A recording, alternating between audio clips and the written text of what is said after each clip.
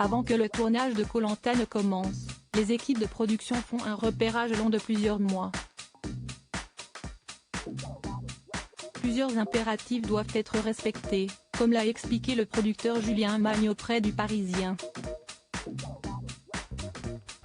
C'est le grand jour. Ce mardi 21 février, Koh Lanta fait son grand retour sur TF1 après plusieurs mois d'absence avec le feu sacré. Qui va réussir à aller le plus loin possible dans l'aventure? Qui va fomenter les plus folles stratégies? Qui va se faire trahir par ses camarades?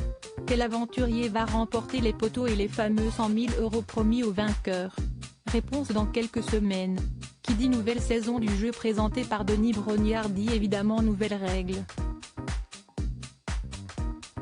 Dans cette nouvelle édition, les 20 aventuriers auront la possibilité de remporter à chaque jeu un talisman, qui va leur donner un avantage considérable au prochain conseil. Autant dire que les cartes risquent rapidement d'être redistribuées dans l'île de Luçon aux Philippines. Histoire de faire saliver les téléspectateurs, le mari d'Hortense a dévoilé un aperçu de l'un des campements aux internautes quelques jours avant le grand retour du programme. Au menu, eau verte émeraude, jungle luxuriante et falaises qui tombent dans l'eau.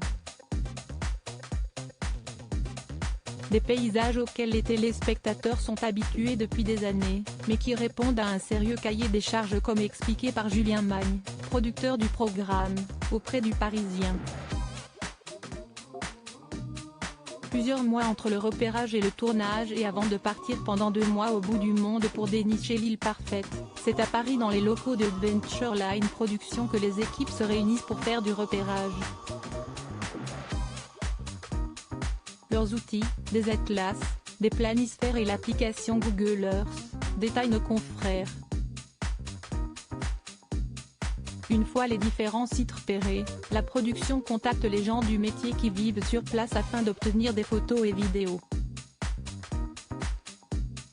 Le choix s'affine, grâce à la venue sur place pendant une grosse semaine d'un premier représentant d'Alpes. Il doit évaluer définitivement la compatibilité du site avec la longue liste de courses de l'émission.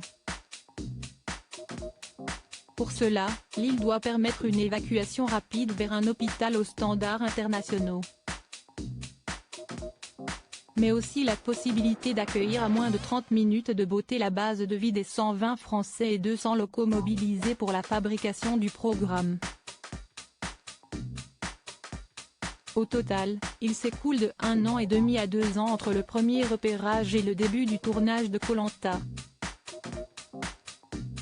Des conditions non négociables, destinées au bien-être de tous.